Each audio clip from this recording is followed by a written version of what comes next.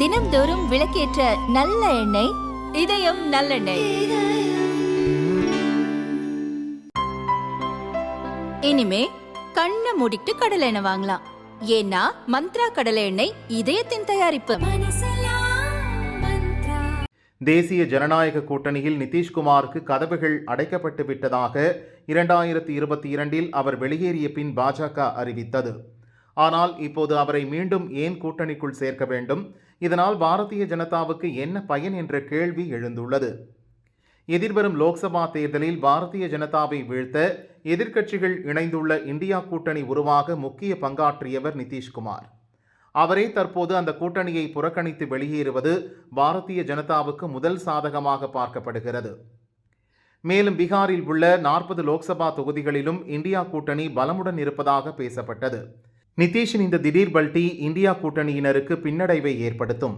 நிதிஷ்குமாரை மீண்டும் கூட்டணிக்குள் சேர்த்துக் கொள்வதை பீகார் பாரதிய ஜனதா தலைவர்கள் பலர் விரும்பவில்லை. இருந்தாலும் வேறு சில அரசியல் கணக்குகளுடன் பாரதிய ஜனதா தலைமை அதற்கு பச்சை கொடி காட்டியிருக்கிறதாம். கடந்த 10 ஆண்டுகளில் 5 முறை கூட்டணி மாறிய நிதிஷ்குமாருக்கு பீகாரில் மக்கள் ஆதரவு குறைந்துள்ளது.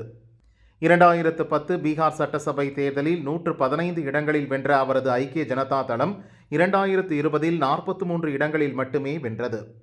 அவரை கூட்டணிக்குள் சேர்த்து தொடர்ந்து பீகார் முதல்வராக நீடிக்க அனுமதித்தாலும் மாநில அரசு பாரதிய ஜனதாவின் கட்டுப்பாட்டில்தான் செயல்படும் என்பதை அக்கட்சி தலைமை நன்கு உணர்ந்துள்ளது. இதுவும் அவரை கூட்டணிக்குள் சேர்க்க முக்கிய காரணமாக கூறப்படுகிறது. மத்திய பிரதேசம், மகாராஷ்டிரா உள்ளிட்ட மாநிலங்களில் எதிர்க்கட்சி எம்எல்ஏக்கள் அணிமாறி வந்தபோது அவை பாஜக செய்த சதியாக பார்க்கப்பட்டது. ஆனால் பீகாரை பொறுத்தவரை பாரதிய ஜனதா மீது மக்கள் குற்றம் சொல்ல வாய்ப்பு இல்லை என்பதும் அவர்களுக்கு சாதகமான அம்சம். இவை அனைத்தையும் தாண்டி பீகாரில் 2.5% பெரும்பான்மை வகிக்கும் குர்மி இனத்தவர்கள் தேர்தல் முடிவுகளில் முக்கிய பங்கு வகிக்கின்றனர். உத்தரப்பிரதேசத்தில் நேரடியாக 20 லோக்சபா தொகுதிகள் குர்மி இனத்தவர்களின் கட்டுப்பாட்டில் உள்ளன. இந்த இனத்தை சேர்ந்த நிதிஷ்குமார் தேசிய ஜனநாயக கூட்டணியில் இருப்பது பீகார் மற்றும் உத்தரப்பிரதேசத்தில் பாரதிய ஜனதாவுக்கு சாதகமாக அமையும் என்பதும் அக்கட்சியின் கணக்கு. நிதிஷ் வெளியேறியதால் இந்தியா கூட்டணியில் உள்ள மற்ற கட்சியினர் மாநிலங்களில் அதிக இடங்களை கேட்டு காங்கிரஸ் தலைமைக்கு அழுத்தம் கொடுக்க வாய்ப்புள்ளது. நிதிஷை பின்பற்றி மேலும் சில மாநில கட்சிகள் கூட்டணியில் இருந்து வெளியேறவும் வாய்ப்புள்ளதாக பாரதிய ஜனதா கணக்கு போடுகிறது.